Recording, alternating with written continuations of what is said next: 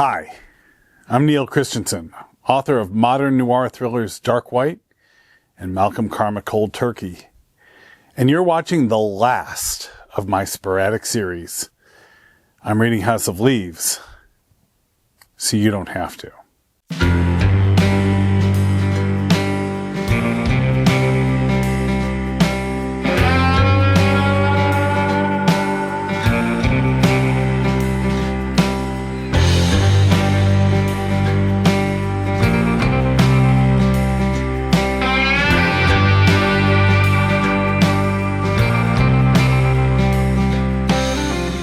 Before we dive into the chapters today, I'm going to do something I've never done before in this series. I'm going to take a moment to plug my own books.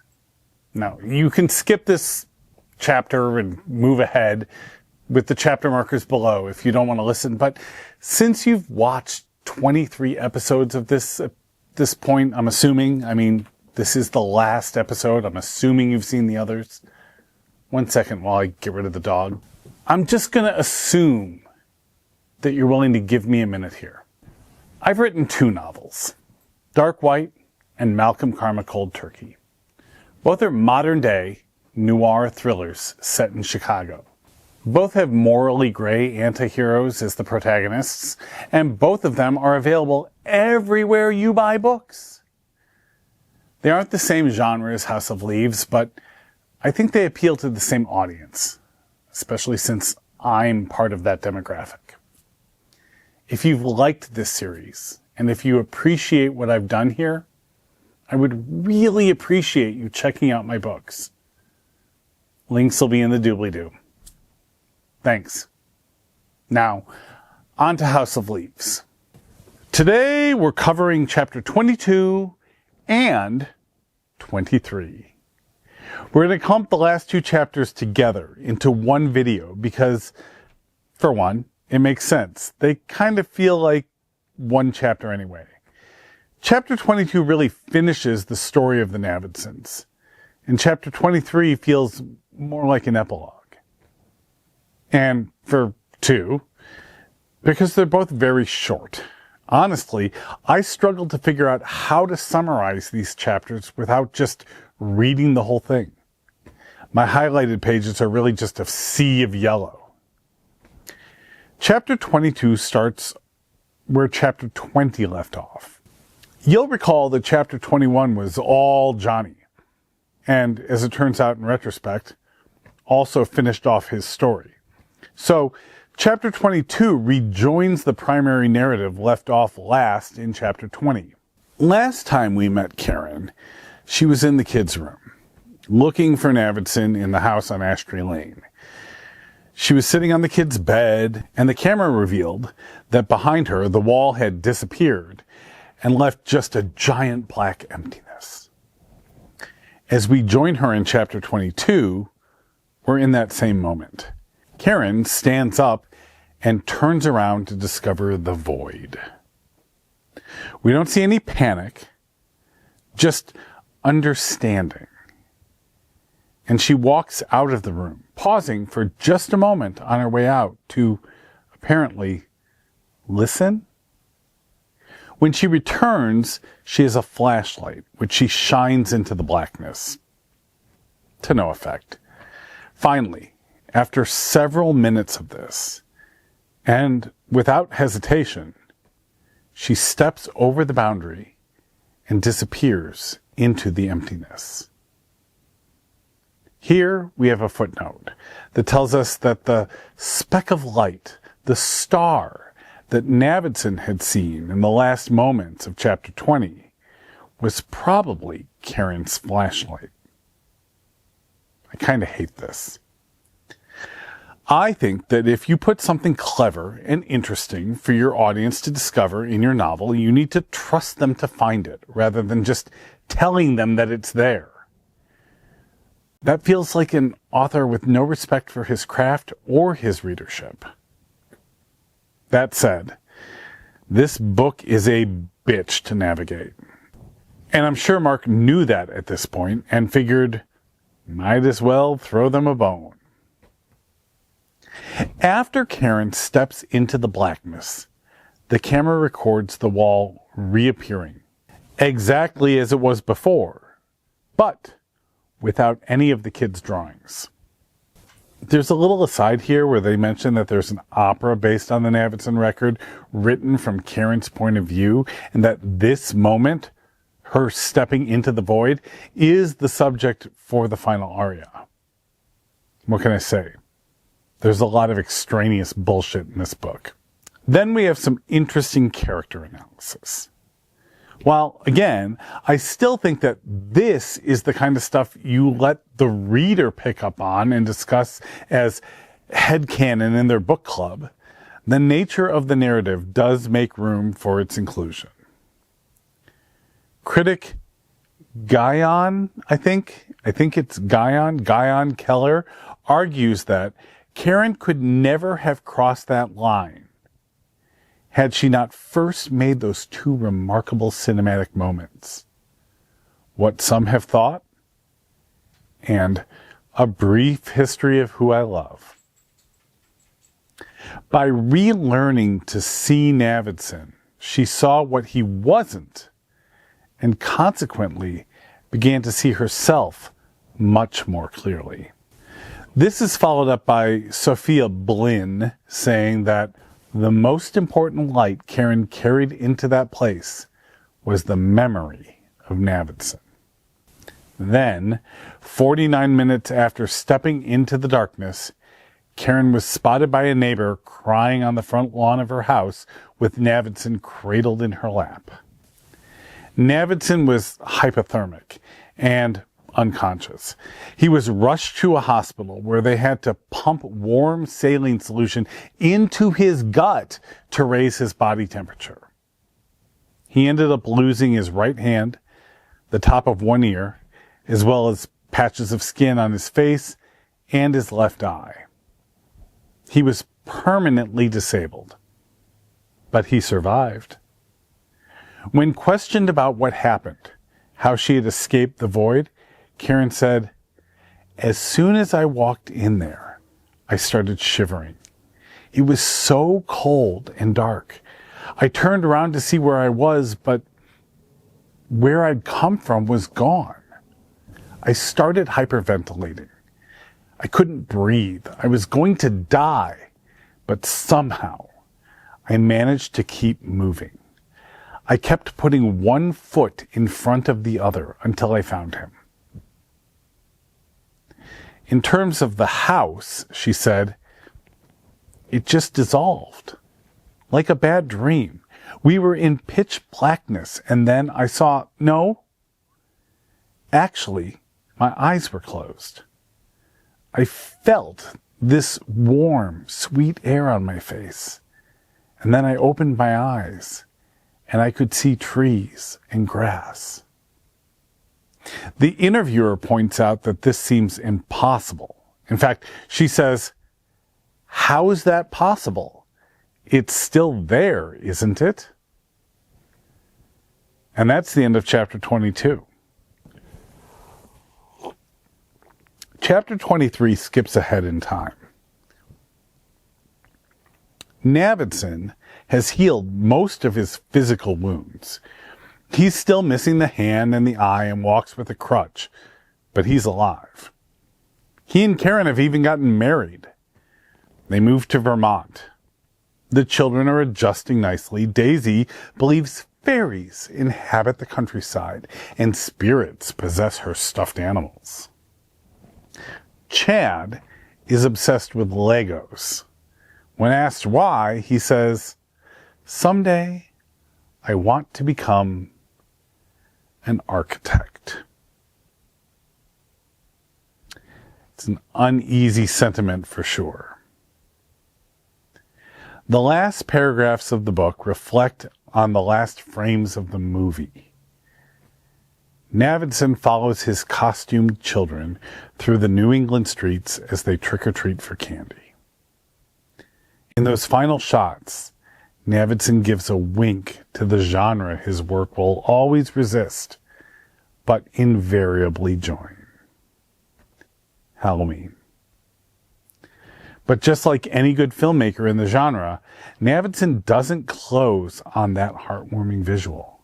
Instead, the camera lingers, letting the parade pass from sight. He focuses on the empty road beyond.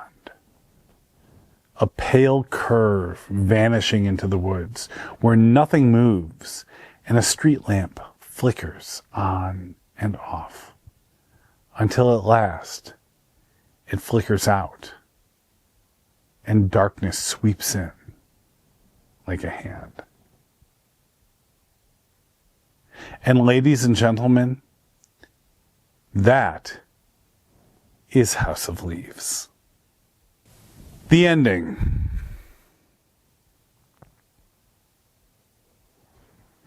Like many books in its genre, House of Leaves ends anticlimactically.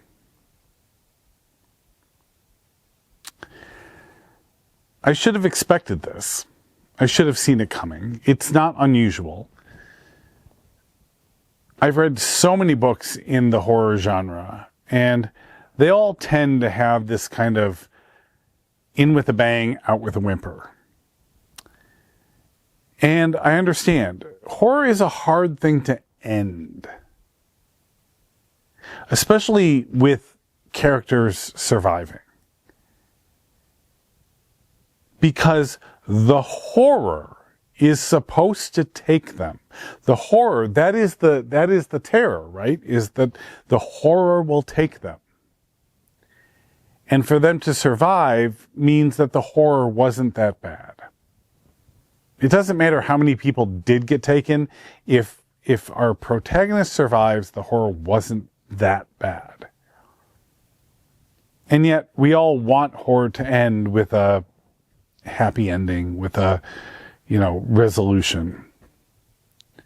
I do appreciate that they didn't try to explain the house. In fact, one of the things they said in the book that I didn't talk about was this idea that Navidson is uneasy because he knows that the house will always be there. He said it's always been there, it will always be there.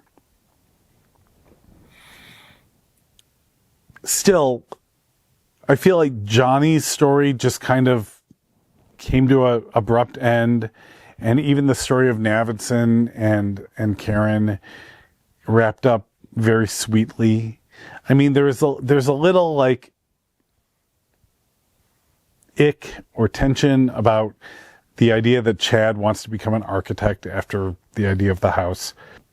But overall, it just kind of is like, okay, they got away, and they got away, and the house is still there. Like, something indicating the perpetually existing doom or dread would have been a nice capper to it. That being said,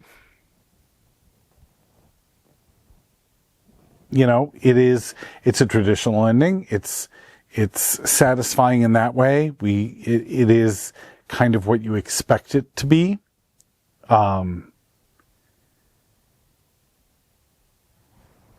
So the book as a whole.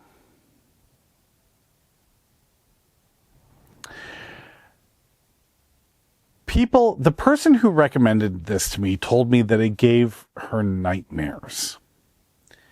That she couldn't sleep, that she would wake up, that she had nightmares. I've seen other people saying that it gave them nightmares, or that there was a sense of impending dread that accompanied this book. I found this book very interesting. This book was very challenging. Very challenging. This was the hardest book I've ever read. This book had great ideas. And it even delivered on some of the promises. But overall, I found the book to be anticlimactic. I didn't ever feel scared. Didn't ever feel dread. I felt compelled for sure. At moments I felt compelled. But the problem is the compelling parts were separated by so much like unnecessary drudgery. And I understand why it was there. This is supposed to be two people's stories. One person on a journey of self-discovery, that is Johnny, and all of the stuff that he, talks about in his life, and how this book, this manuscript, affected his life and brought his life even full circle. And the story of the Navidsons, which, when you strip it down of all the other things, when you strip it down of Zampano's analysis, Johnny's self-discovery, and just talk about the story of the Navidsons, is very basic, very short, exciting, but the excitement is paused by all the interjections of other people's analysis and their stories. I felt like, and this is such a cliche, but I felt like this story needed an editor. And of course it had an editor. I think that this story was trying to make an artistic statement more than a narrative statement. And that artistic statement has succeeded, because this book has become famous and renowned, and people read it and discuss it and talk about it. And all the things that they talk about are the things that are the artistic statement. I haven't seen anybody in any of the videos I've watched or articles I've read talk about purely the narrative of the story. And I get that, because that's not the point of the book, really. Clearly the point of this book is not the narrative story. Even though the narrative story is good. If the narrative story had been nourished and taken care of and expanded and just been the story, it would have been great and maybe even terrifying. But that's not what this book was going for. This book was going for experimentalism and trying to do something different. And in it, it took a really good story and buried it under a layer of literary nonsense.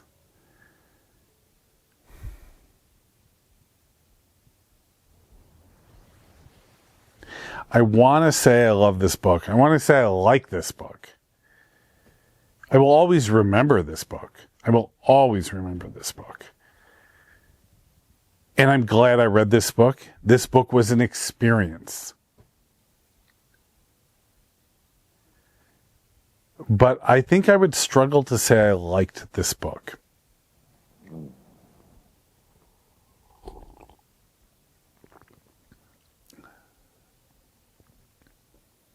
It had so many positives and so many upsides.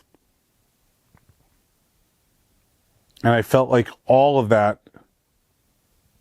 was diminished by the experimentalism, by the avant-garde nature of the storytelling. That being said,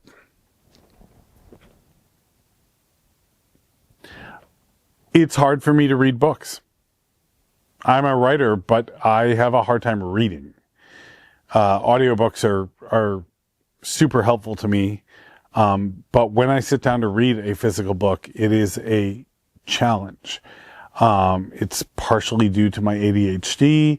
It's partially due to the fact that I'm probably maybe have dyslexia. My brother has dyslexia. My daughter has dyslexia.